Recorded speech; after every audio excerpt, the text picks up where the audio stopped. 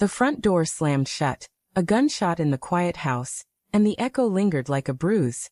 I stood frozen in the living room, my pulse hammering in my throat, as the words I'd just hurled at Sarah, "If you go, don't come back," clawed their way back into my chest. Her eyes had flickered with something, defiance, maybe hurt, before she grabbed her coat and left. The silence now was suffocating, thick with the scent of her lavender perfume still clinging to the air. I wanted to run after her, to scream that I didn't mean it, but my feet stayed rooted, heavy with the dread that had been building for weeks. It started with small things. A phone turned face down on the counter. A laugh that didn't quite reach her eyes when I asked about her day. The way she'd linger in the bathroom. The soft glow of her phone screen illuminating her face through the crack in the door. I told myself it was nothing, work stress maybe, or just the ebb and flow of 12 years together. But tonight, when she said, "I'm going out," her voice clipped and her eyes avoiding mine, something snapped. The words spilled out before I could stop them. Raw and jagged, slicing through the fragile trust we'd built. I sank onto the couch, the leather creaking under my weight, and stared at the coffee table. Her half-empty wine glass sat there, lipstick smudged on the rim like a taunt. My hands trembled as I reached for my phone. Thumb hovering over her name. Call her. Apologize. But what if she didn't answer? What if she was already with him? The thought slithered into my mind, unbidden, a venomous whisper I'd been ignoring for too long. I set the phone down, my breath shallow, and let the silence press in. The house felt alive with accusation. The ticking of the kitchen clock was too loud, each second a reminder of her absence. I wandered to the bedroom, hoping for distraction, but her side of the closet gaped open, a few hangers swaying slightly as if disturbed. A scarf, blue, her favorite color, lay crumpled on the floor. I picked it up, the silk cool against my fingers, and caught a faint trace of something unfamiliar. Cologne? No, I was imagining it. I had to be. But my heart thudded harder, and I shoved the scarf back into the closet, slamming the door. I tried to rationalize it. Sarah was loyal. She'd always been loyal. The late nights at the office, the weekend team-building trips, she'd explained them all. She was up for a promotion, she said, working herself to the bone. I'd believed her because I wanted to, because the alternative was a knife to the gut. But now, standing in our too-quiet bedroom, I couldn't shake the image of her slipping out the door, her lips tight, her eyes guarded. Where was she going? Why wouldn't she tell me? I grabbed my keys. I couldn't stay here, drowning in questions.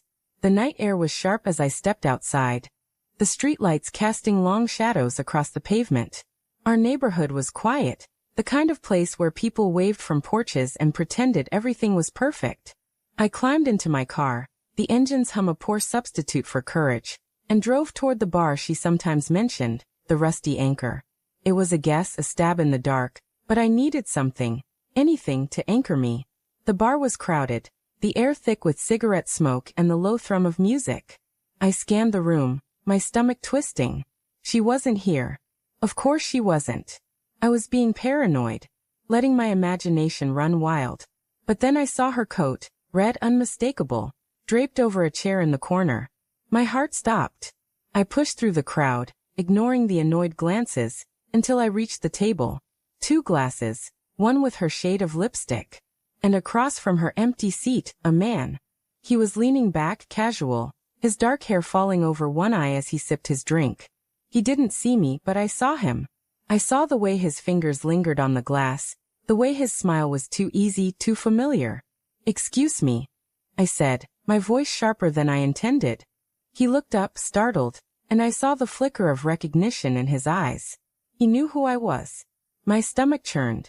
"Where's Sarah?" He hesitated, just a fraction too long. "She stepped out for a minute. Bathroom, I think." His voice was smooth, practiced, but his fingers tightened around his glass. I didn't sit. I didn't move. I just stood there, my pulse roaring in my ears, as the pieces clicked together. The late nights. The guarded smiles. The cologne on her scarf. I wanted to grab him, to demand answers, but my body felt heavy, like I was sinking into the floor. "Who are you?" I asked, though I already knew. Not his name, maybe, but what he was. "James," he said, offering a hand I didn't take. "I work with Sarah." You must be Mark. Work. The word was a lie, and we both knew it. I could see it in the way his eyes darted to the side, the way his smile faltered. I turned and walked toward the bathroom, my legs moving on autopilot. The hallway was dim, the walls stained with years of spilled drinks and regret. I pushed open the women's bathroom door, ignoring the startled gasp from a stranger washing her hands. Sarah? My voice cracked, desperate. No answer. I checked the stalls, empty. She wasn't here. She'd slipped away, like smoke, leaving me to choke on the truth. Back in the bar, James was gone. Her coat was still there, abandoned, a cruel reminder. I grabbed it, the fabric soft and heavy in my hands, and something fell out of the pocket. A hotel keycard, the kind with a cheap plastic sheen. Room 214, the Crestwood Inn. My vision blurred, the edges of the world sharpening into something cruel and inevitable. I don't remember driving to the hotel. The neon sign buzzed overhead as I parked, its red glow staining the pavement like blood. The lobby was empty, the clerk barely glancing up as I strode past. Room 214 was on the second floor, and each step up the stairs felt like wading through quicksand. My hand shook as I slid the keycard into the lock. The door clicked open, and I stepped inside. The room was dark, the air heavy with the scent of unfamiliar cologne. Sarah stood by the window, her silhouette framed against the city lights. She turned, her face pale, her eyes wide with something that wasn't quite guilt but wasn't innocence either. Mark, she whispered, and the sound of my name in her voice broke something inside me.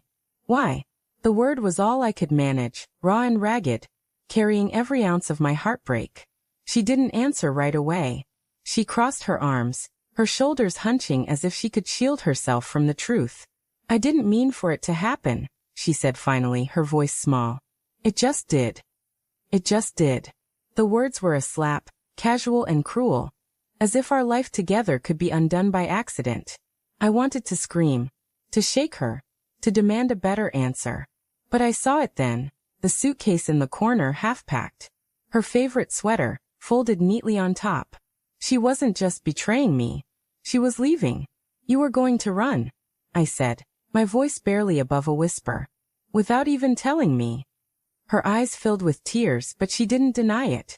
I didn't know how, she said. I didn't want to hurt you. I laughed, a bitter, broken sound. Too late. The room felt too small, the walls closing in. I turned to leave, but her voice stopped me. Mark, wait. I still love you. I froze, my hand on the door. Love. The word felt like a lie, but it carried the weight of 12 years, late-night talks, quiet mornings, promises we'd made in the dark. I wanted to believe her, to cling to the version of her I'd loved. But the keycard in my pocket, the cologne in the air, the suitcase by the bed, they were louder than her words. I walked out, the door clicking shut behind me.